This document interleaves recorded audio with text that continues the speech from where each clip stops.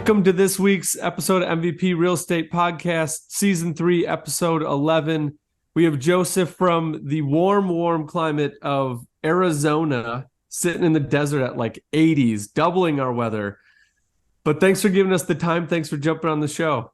My pleasure. Happy to be here.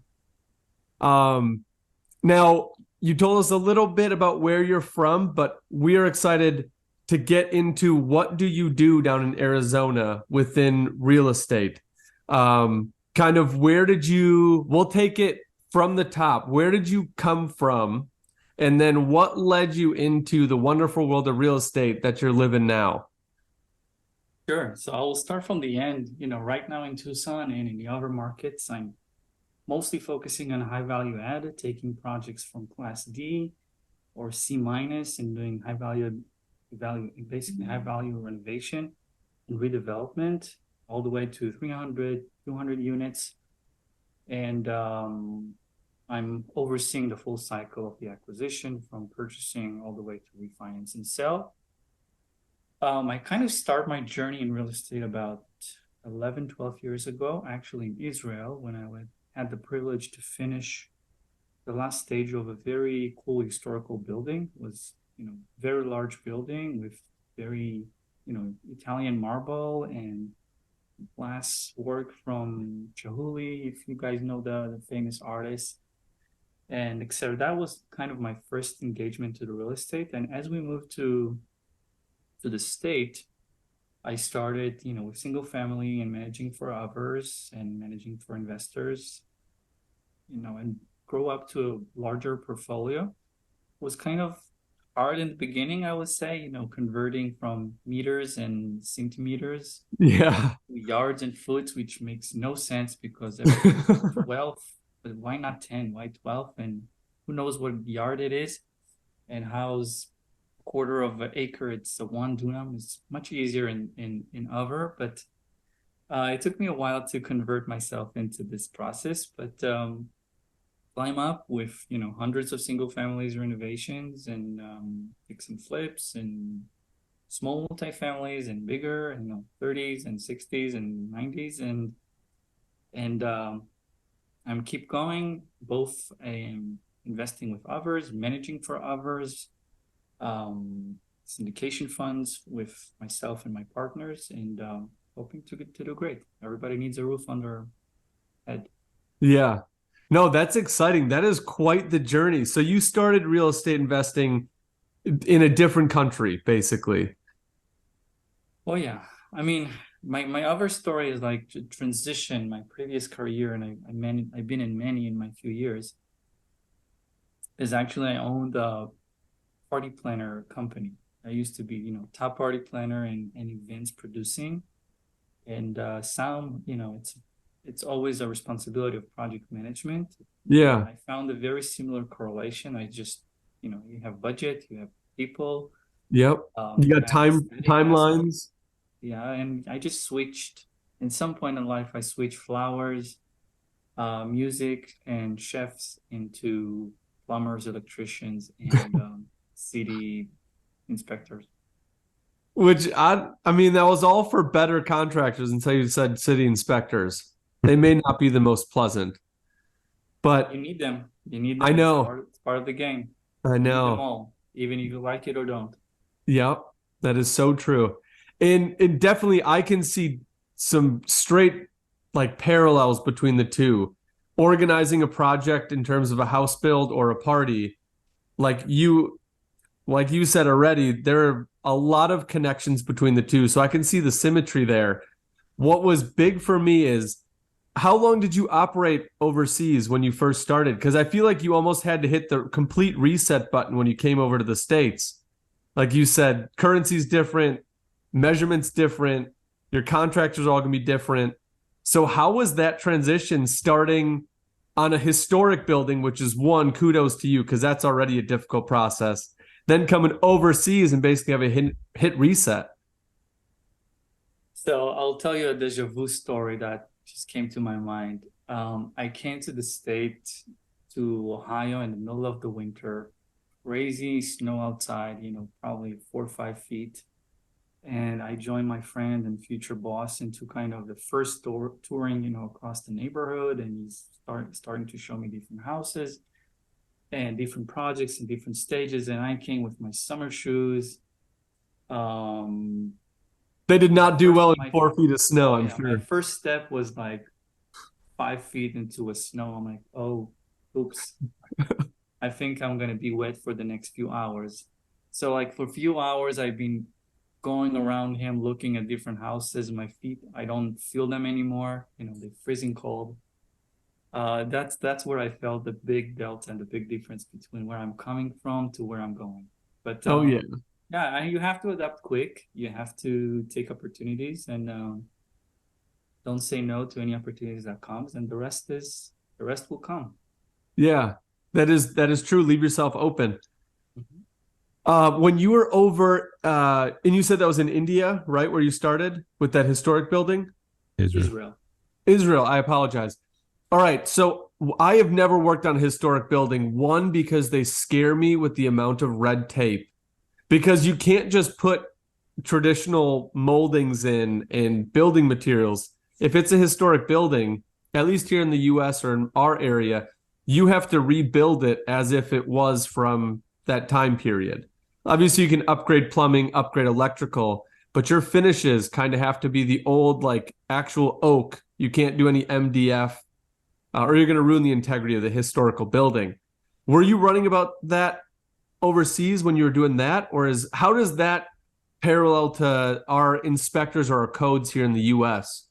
Kind of Sure. the same, So or So in Israel, my project that was a new construction, but it's built again. If you're walking in every area, especially in the old city of Jerusalem, like everywhere, it's funny. Like here we're saying, oh, it's a historical building, and then you see it, it's 100 years old.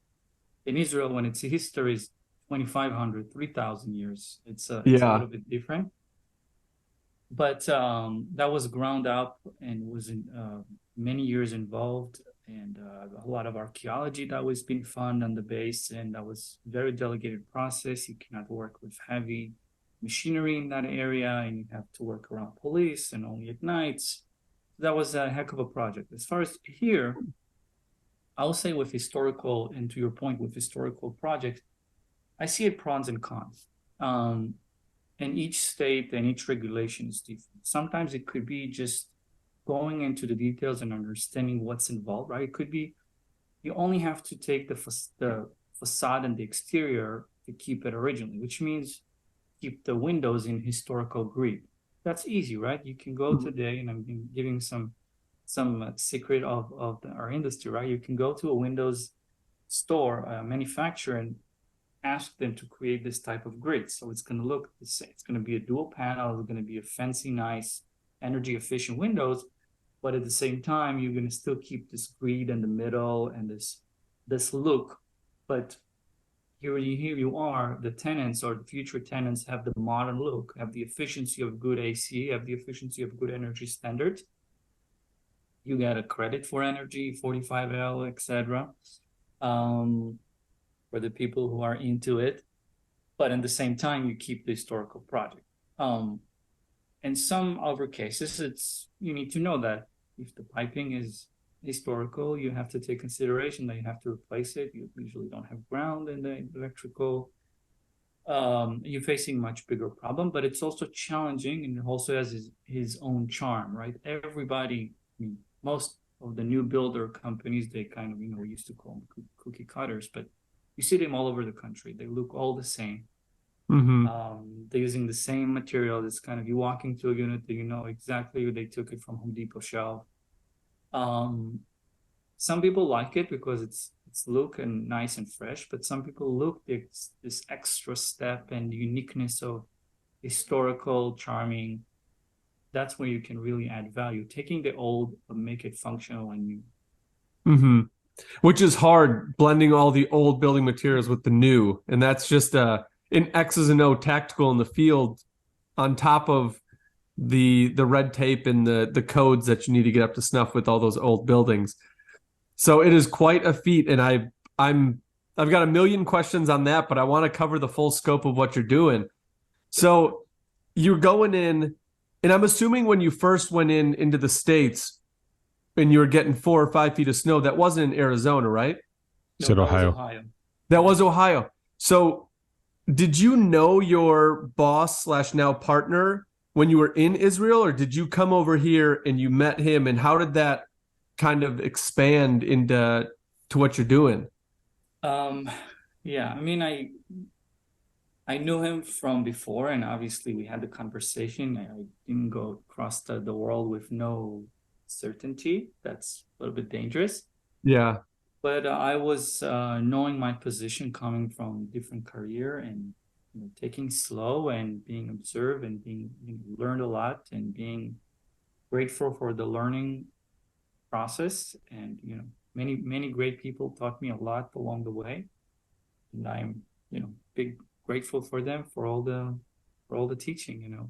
I became who I am only because great mentors and great friends and bosses who've been willing to share and willing to teach and willing to be patient with mistakes. And I think it's a good lesson for us to act the same for our employees and friends. Yeah. No, and that's a cool thing about the real estate culture. I'm sure you're finding a lot of people would be more than willing to help you or answer questions if you haven't come across the situation before, either jump on a podcast or a forum or something. There's always people out there that are willing to help, which is, I think, a very cool part of this industry. Agree. Yeah, definitely. I mean, until you have to put a bid until it's a Yes. bid against your friend, then is no friends, right? It's Yes. each other.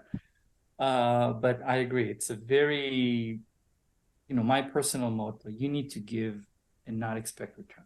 Give and give and give. It's going to come back to you. Yeah, it eventually will. So you're obviously doing the historic buildings, and I'm assuming that you're flipping those. So those are straight resell. So every project is a little bit, based on his own strategy. Yeah. It really depends on the market condition. I mean, as we all know, the condition of the market is changing and evolving every minute, every day. We're coming and what's going to hit us tomorrow. So I really want to make sure my projects and my investments have enough margin to take, cushion and precautions if, cap rates have, change dramatically. Obviously the value, the NOI, but I'm keeping myself, and that means not doing a lot of projects. Sometimes be very specific and being very cautious and not running on after every other project. So I have the right amount of margin to cover any mistakes or big changes in the market. It usually comes with much lower cash flow because to make a bigger jump, you need to sometimes it's a negative cash flow. But the rewards on the end is much bigger. Yep. And as long as you have enough reserves to cover the negative cash flow, you'll see the rewards in a few years. Yeah, or a capital partners. That's what it's always, you need to have a capital partners, your friends, your family who trusting you, trusting your boots on the ground, trusting your process, trusting your track record. When you say you're going to do something, you will do it. And you need to have enough network with GCs and property managements and engineers and designers to support you, and obviously financial aspect as well to support you in the process. It's a business that you cannot do solo. Yeah, education and tactical. And obviously, with you coming from Israel, a lot of the people that listen to this show are either new or getting started. Some have like 100 units, but you get the spectrum. So when you come in, you're first in Ohio, then you transition to Arizona. So you're picking up two different pods of subcontractors. How did you navigate vetting your contractors in the different areas? What was your deciding factor of like, yep, this is the person I'm going with? Because for homeowners, some people only buy one house and only work with the one plumber that they called from the yellow pages. Mm-hmm. So like, how did you go in into a new territory, starting a business, starting vetting all those subs in the area to find out, yep, this one's going to work for my business, or I mean, there's a few that you could say, yep, I like them, but they're not going to work for us. So what went through your brain as you were vetting all of those things? Sure. I mean, working with GC, we probably can spend a few hours here, and Yes. it's the whole world. But few tips I can share definitely. So number one is constantly have a backup plan. A lot of flips, a lot of transactions are falling because you're relying on one person, and sometimes he cannot finish, or he's too busy, or it's not enough profit that he's already into the process, and he walks away, and then you have to bring someone else to finish it, then you're paying twice. So that's number one, have a backup. Number two is take 2, 3 bids, take the right time to evaluate. Number three is have a very clear scope of work. The more precise scope of work up to details you will have, the more precise price you will get from from the electrician, from any sub, right? If you come and say, hey, I need this, and I kind of know what I'm doing, he need to, right, just change position. If he's the GC, is listen, this client not exactly know what he's doing. I need to have enough contingency plan, 20%, 30% contingency, just in case. Well, guess what? He's not going to give you a change back if he's not going to use this contingency. He's going to go to his pocket. So the way for you to eliminate and create minimum contingency just in case is to know exactly what's involved and ask the question, right? Hey, how much time it's going to take you? How many people is going to be involved? Oh, it's 5 people. They're making 200 a day. Okay, so 5 people times 200. You do the math. You need to make some living. Okay, that makes sense. But if the number of hours, the number of people, the number of skills involved, the materials versus labor doesn't end up in just shutting some rough numbers into the air, it's not going to work. Push as much as you can responsibility and liability on the GC or on the subcontractor, and have him have a full control. So, you're responsible for permits. You're responsible to deliver the materials. Have, even though if it's sometimes costs you a little bit more, give him the responsibility, because this way he can own the process and being 100% responsible for it. Mm-hmm. Have a very clear guidance of quality control and the expectation, right? I will pay you X amount of dollars if this and this QC criteria will be met. Like, make it clear in front, because again, oh, it looks nice. Nice, it's very subjective, right? Oh, it passed inspection. Well, the SIG inspection, with all due respect, they have 1,000 inspection for this month. He's not going to be, your QC guy. You want to leave some space for future, right? You're going to come to a place, you're going to start living, and then you're going to start to see all the problems. You want to make sure the guy will come back and honor the warranty or whatever it is, and he's not going to forget about you the day he's got the last check.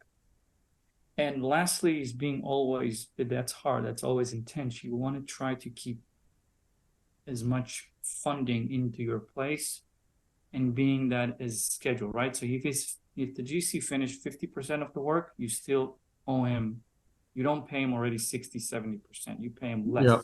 Right? He wants to run after you for the money, not you begging him, please, you need to come, find the time, do it for me.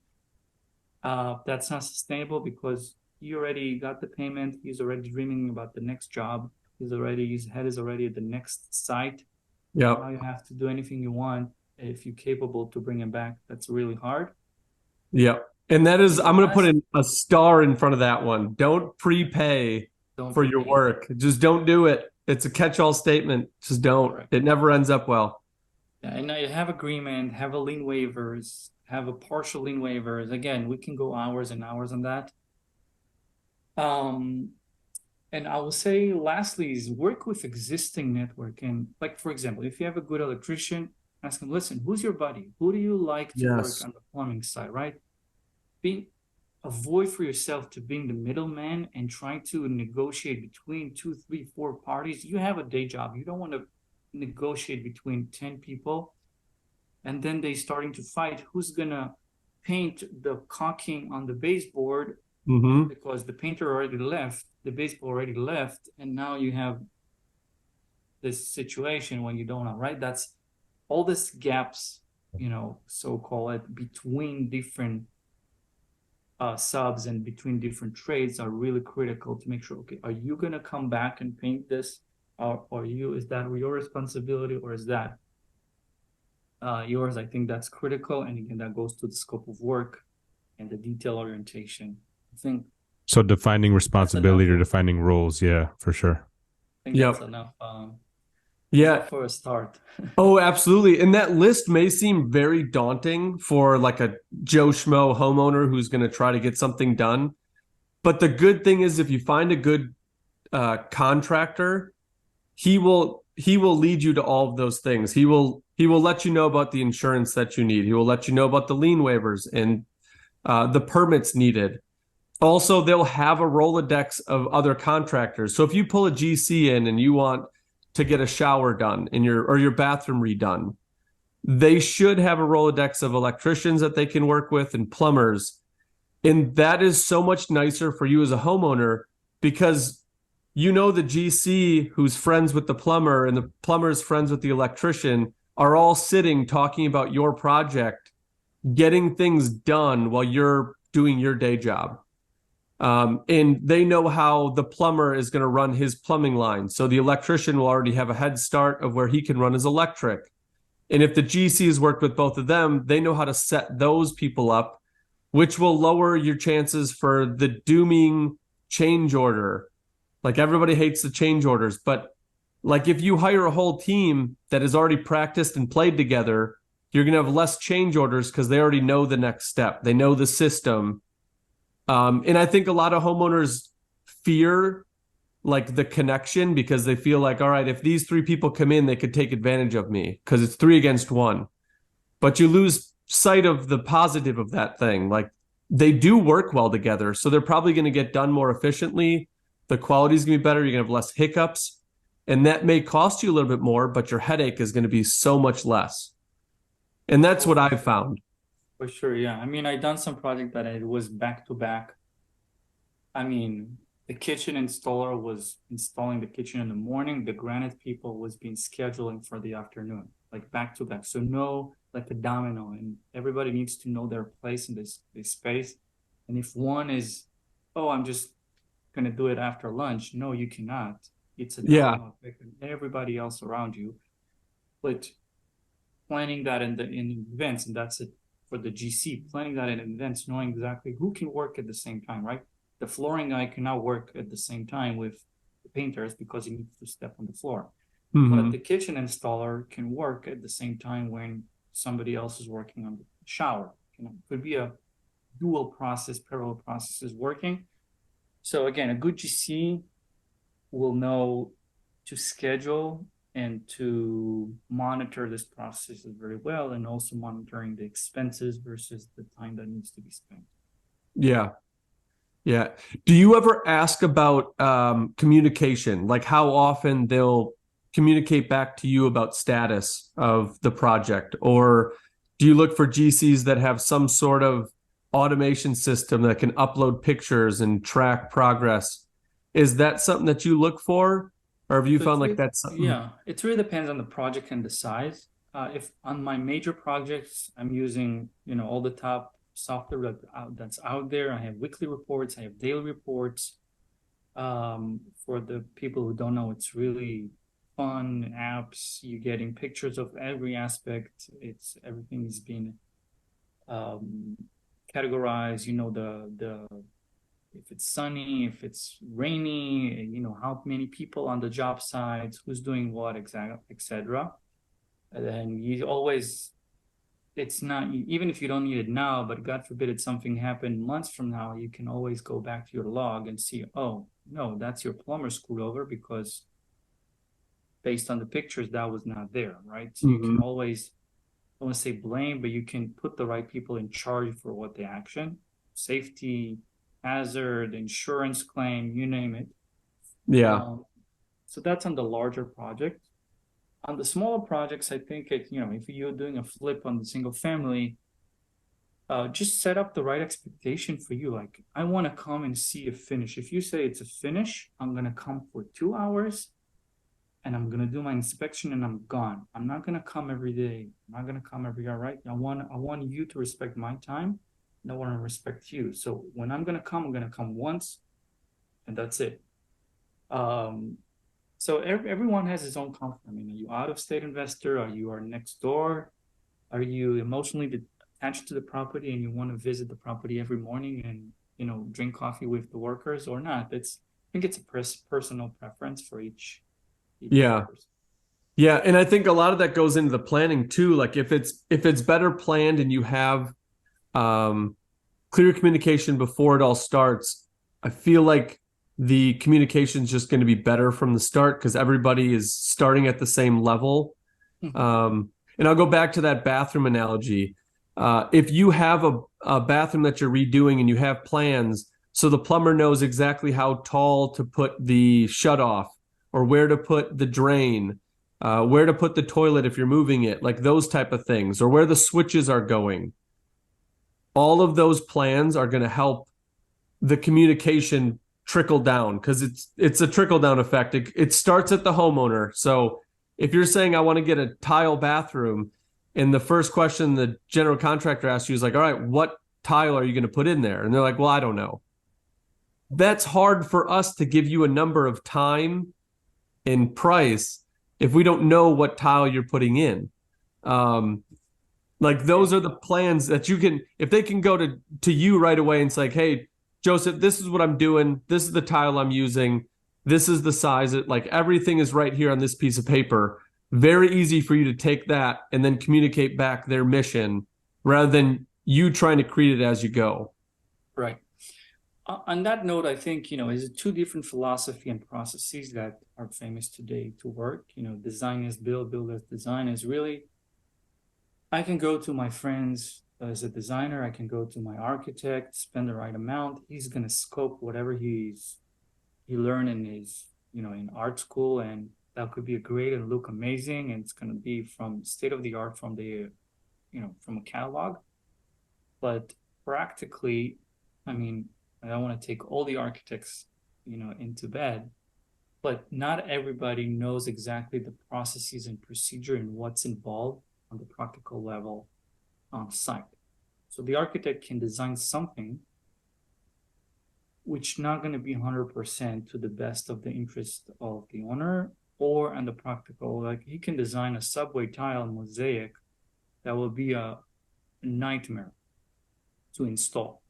So instead of $3 a foot, for example, for labor, I'm going to charge him, the GC will charge you $11, right?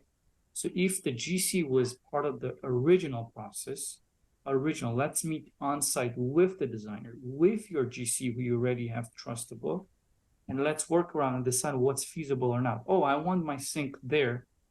Wait a minute. Are you aware that you need to cut the flooring, add a drain? Are you looking at another $5,000 of just because you want your faucets there and not there? Is that worth it?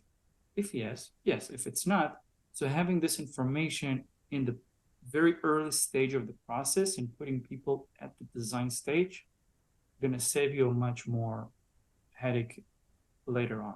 That's my 2 cents on it. Yeah. And I think the GCs that get early on, because I've found that there are some subs and some GCs that when you're that early on in the staging, they kind of like pass you off. Like, all right, well, get back to me when you have plans. And that you're going to get the attitude all the way through the project, I feel like. If you get a GC that's willing to go through the planning stage with you and sit with you as you're trying to plan out your space that you're trying to renovate, for me as a homeowner, I would say like, okay, this person at least has my interest in mind where he's coming during the planning stage. I feel like he cares a little bit more about this project. I'm probably going to get more service out of this person than the person that wants to wait for the plans. At least that is what I've found in some of mine. Yeah, I agree. It's kind of a chicken and egg. You have to show. I mean, definitely, I'm not going to waste my time running and sitting in meetings as a GC with potential people and help them to do all the work. And then they're going to take all my advice and knowledge and we'll do exactly the same with someone else. So you need to always check the balances. Sometimes depending on your position, right? If you're just starting your business, you have to much more give and share to earn business. As soon as you're busy, people are going to chase you. Yeah, it is true. It is true. And you are also, I heard something early on the show that you're also in multifamily. So you have some held properties, or are those ones that you manage for other owners? I'm usually mostly, I would say, in multifamily, high Okay. value add, both for myself and both for others. I'm also consulting others for, all the way from land development to, new ground up to redevelopment existing multifamily process.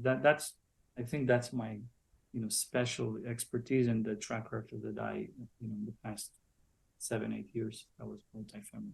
Yeah. And are you seeing like major differences in operation from the commercial side to the residential? Yeah, it's a whole new different world, multifamily versus single family, obviously. Um, has pros and cons. I mean, I'm a big fan of multifamily. You have a lot of different benefits that you don't have on the single family, from tax segregation, from credit and benefits, working with different municipalities. But the process, the bigger you go, the process would be much more complicated, right? You need to work with planning departments and bigger architects and bigger lawyers and bigger. Everything is bigger. All the checks Yeah. that you're cutting are bigger, but also the rewards are much bigger. I don't, it's personal preference, right? I prefer more doors under one roof, right? The bigger project, the better for me. It's a one transaction, right? So to me, if it's 60 units or 90 units, the more is better. But it's not always per your desire. You get what you get, and if the number makes sense and the property makes sense, then you do the project.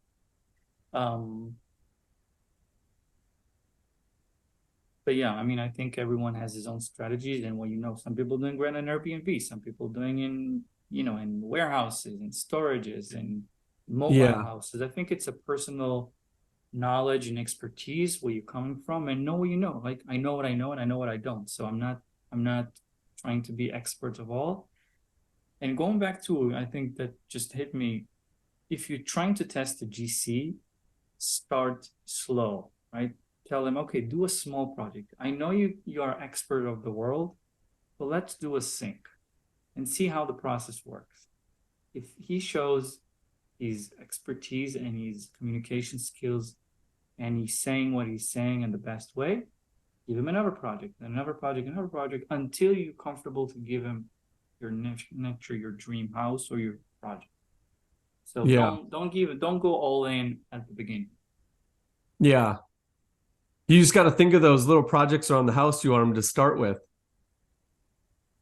Yeah, something complicated that a lot of people saying, yeah, I can do it all. When somebody's saying I can do it all, to me personally, it's a red flag. I don't like, when you go to a doctor and say, listen, I'm going to be your heart surgery, and I'm going to do your brain surgery, and I also going to fix your broken toe. No. No, thank you, right? The more general you are, the more it's a red flag for me. I want to go to a doctor that is specialized only on the left toes, because that's what he's practicing for the past decade. Mm-hmm. Kind of the same analogy on Yeah.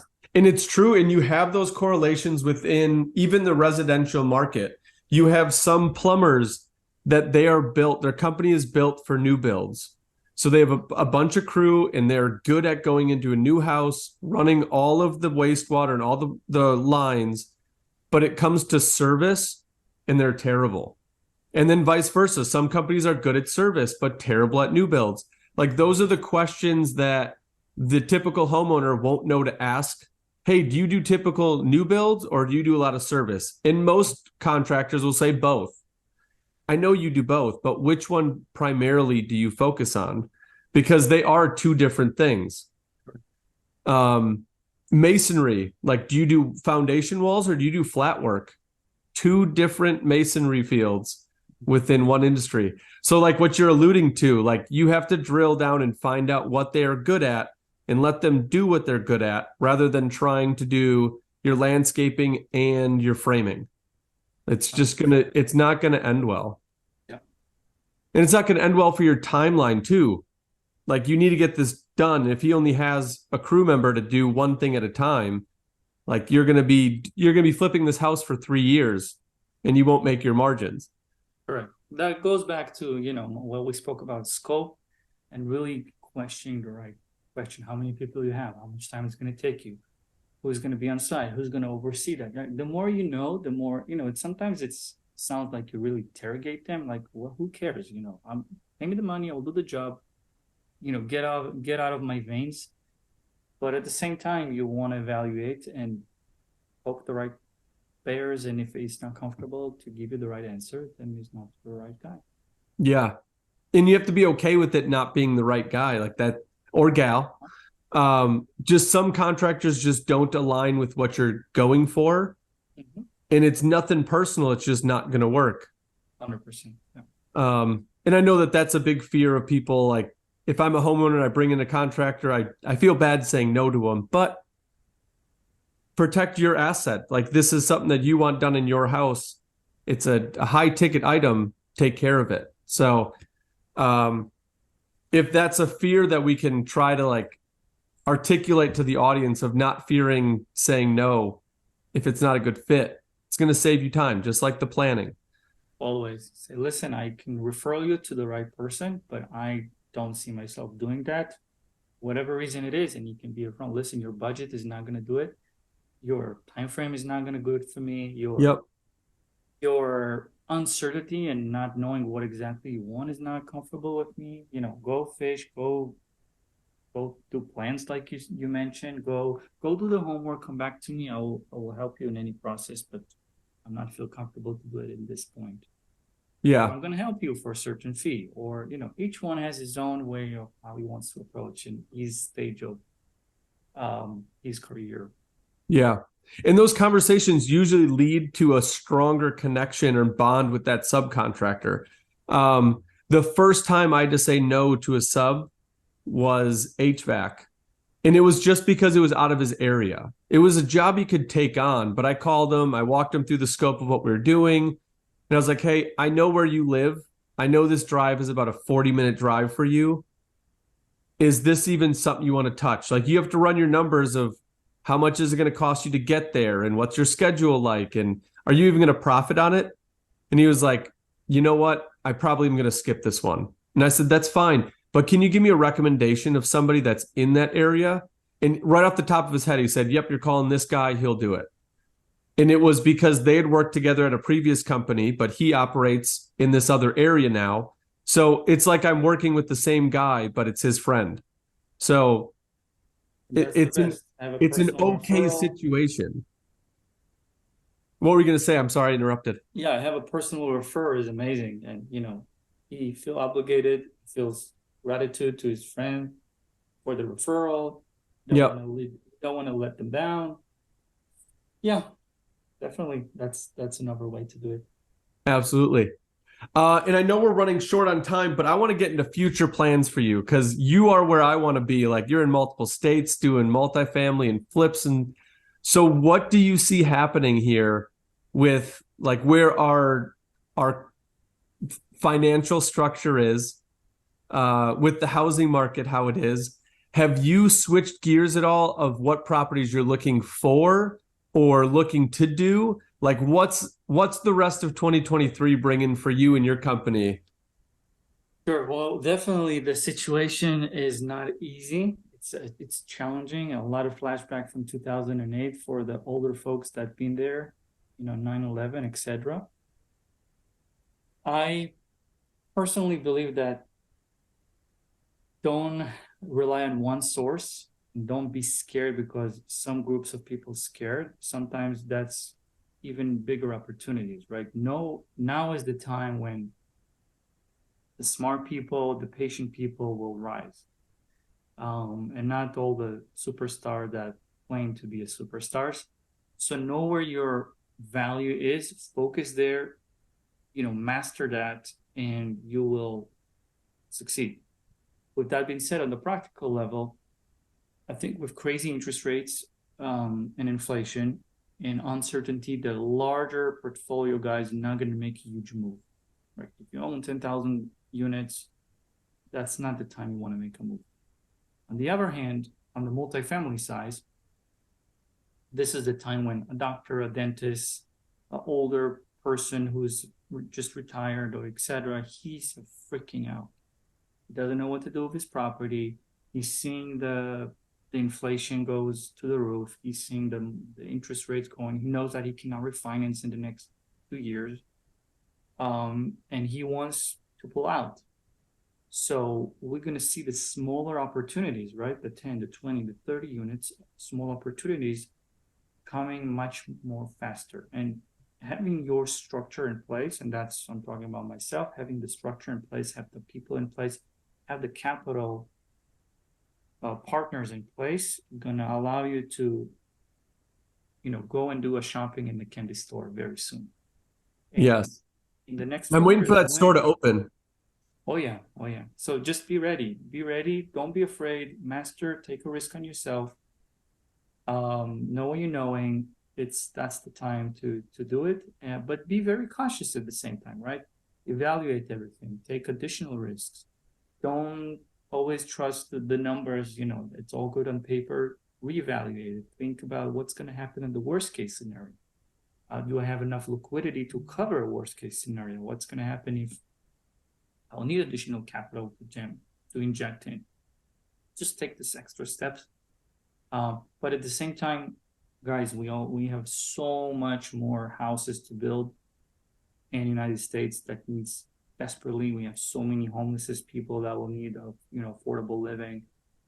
We have and people needs roofs. Like that's the first expense. So maybe it's not going to be a luxury mansions in with dozens of $1 million, but both multifamily and single family affordable, so-called houses are here to stay. Everybody needs a roof.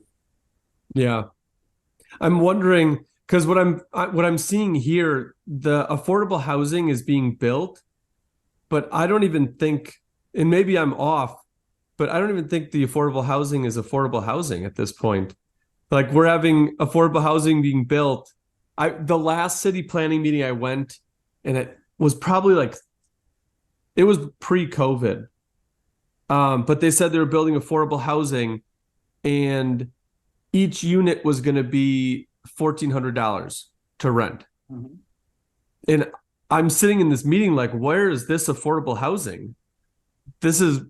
Seems weird. And just seeing the developer and the city council going back and forth on this, I was just saying silent, but that just seems mind-blowing to me. So I'm wondering, with all of those affordable housing buildings being built, will you ever see those prices drop back because the building price is so high? Like that's my fear. I know it's needed, but how do we get there? And that's my worry in 23, and also 24. replacement cost and insurance coverage are also, Scott, the insurances are underwriting replacement cost not at $80 a foot. They underwriting at 200, right? So when you're buying it below 200, you're basically buying below replacement cost. So I agree. I mean, it's not a numbers of 3, 4, 5 years ago. It's a different numbers. It's different costs. I think some part of it is people taking advantage of it. I mean, you post some, COVID is not here, guys. I mean, Yeah. you don't have sick people anymore who cannot perform the work. So why my appliances are not showing up on time? It's just a kind of a lot of people, unfortunately, taking advantage of this excuse and, oh, it's COVID or something of that nature, and just use it as extra pressure or extra price increase. Yeah. So I agree that the numbers are crazy, but Yeah. And I'm waiting for those numbers to come back down. Like you said, like the lumber prices went up when people weren't working and when we had shortages, but they've trickled down, but I'm still waiting for them to get back down to where they were. yeah, but it's also pushed finally in the United States tremendously building with metal studs, right? That's been slow. And guys, most of the world are not doing wood studs. Come on, just look around, look what's Europe's going on, look what's, in some way, and again, our construction standards, and I'm participating in international shows and knowing how other things we are, shaker style cabinets, this is our previous century product. We need to, and we're seeing that, right? We're seeing much more going into new innovation, new ways to build, but it's still slow. COVID gave us a lot of push and starting to think outside of the box, so outside of our perimeters. Yeah. That's, you can build a house without the wood studs. There's other ways to do it. Yeah, and I've been seeing more and more renovations, at least. Not yet. It hasn't taken on with like new builds.